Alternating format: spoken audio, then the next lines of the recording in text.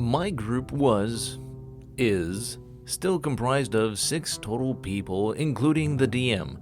We added one more guy along the way, but he wasn't in this campaign.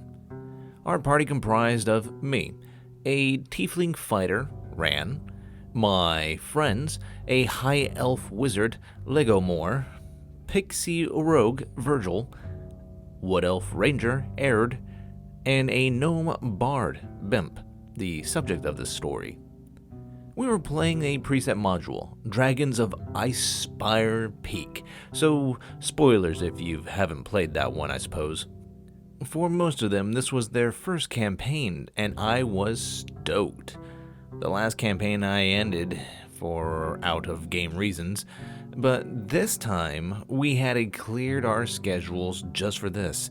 We were a bunch of teenagers with oodles of free time after school. Right off the bat, our party chemistry was great. I was sort of the de facto leader of the group, as I played my character as charismatic and cheerful with a bit of dark, rather joke-like persona whenever combat arose. The rogue was sort of my right-hand woman, respecting my character but normally opting for violent solutions. The elves, as my character called them, were the information gatherers, with the wizard being a bit of a jerk. That was fine. I loved the interactions they both had with the party. The problem was the bard. I like to preface this by saying that I hold no contempt for the player. In fact, I loved the way he played his character and the way that his ideals clashed with the party's made sense. The rest of the party didn't like him immediately. Fair, considering that during our first mission we ever had, we killed a mimic, and after running away from combat, he tried to trick the gnomish ruler who had given us the quest that we had kidnapped him, and that he deserved all the reward himself. My character, Ran, seeing a bit of his own fiery spirit in the bard, took him under his wing, and he was also quick to defend him if he did something that the rest of the party didn't agree with. There was this one instance, though, that started off his whole downward spiral. We had gotten to a lighthouse where you find a half-orc Talos worshipper and the Shrine of Talos. The rest of the party went inside while I stood back with the bard. We previously had a minor disagreement about a particular item named the Wand of Pyrotechnics, which fired off a firework charge every time it was activated. Bard had pickpocketed it from the ranger and nearly got us killed in the last fight because he set off one charge and it summoned a bunch of killer grasshoppers to our location. I took it back from him and he responded by refusing to enter the lighthouse. Ran stayed outside trying to talk some sense into him. Ran: "Look, buddy, I know you're upset, but you have to understand you could have gotten us killed back there." Bard's player: "I'd like to cast Charm Person on Ran and convince him to give me his sword so I can use it to bargain chip for the wand." Everybody chuckled a bit. I was genuinely sweating. Charm Person requires a wisdom saving throw, and while Ran may have had the heart of a lion, he wasn't the brightest tool in the shed. I rolled, and everyone laughed when they saw I got a 17, just one above his DC. Ran smiles. "Trying to charm me? Look, I get that you're upset, but you have to understand that what you're doing has real consequences. I don't blame you. It's scary being an adventurer and facing things that we do, but I want you to at least try and work with me. Please." The bard just stands there, stunned. Ran pats Bard on the shoulder. "Take your time, buddy. Keep watching until you cool off." Not my best speech, but Bard had noticed a change in his combat quality after that talk. That same adventure, Ran was standing at the top of the tower when the bard came up. He revealed that, through note passing, he had pickpocketed my character for the wand and subsequently threw it off the edge of the tower.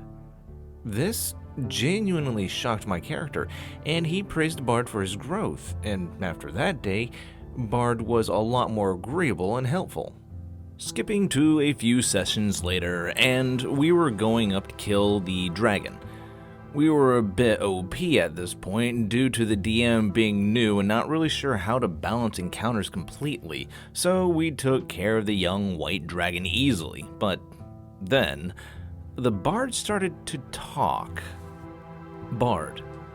Well, I didn't realize how strong I've let you become. You certainly took down my brother with ease. Cue everyone in the table gasping. I suppose it's time you learn the truth. You have been tools in my plan to earn back my mother's respect. And do you know what you do with tools after you're finished with them? The bard snapped his fingers and the DM described how we felt the ground shake and how we saw a noticeable change in his skin, how there were now white scales which gleamed in the sunlight. Suddenly, the shaking ground came to a peak as the adult white dragon approached us. Everyone at the table was going nuts at this point.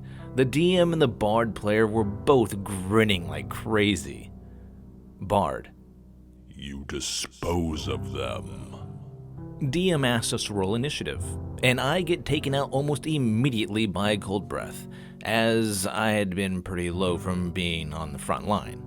The rest of the party deals with the bard and the dragon, and it was uncomfortably close to a TPK, but thanks to the wizard's counterspells, ranger's arrows, and the rogue's sneak attacks, we were still on top. I got up from a cure wounds from a ranger midway into the fight, where the dragon was about half health, and everybody was looking pretty beaten up. All my PC knew is that he was tricked, fooled, bamboozled, and due to the elements of his backstory, he hated being manipulated. With a roar of rage, he chugged down a healing potion and charged the adult dragon. It was a tough fight, but by using battle master maneuvers, I managed to scrape by. It came to a point to where I was down to 3 health, and it was the dragon's turn after mine. I rolled to attack, nat 20. With my maneuvers and a few extra mods, I did nearly 75 damage in one turn. The DM counted up the damage and, because we're all such Critical Role fans, looked at me with a smile.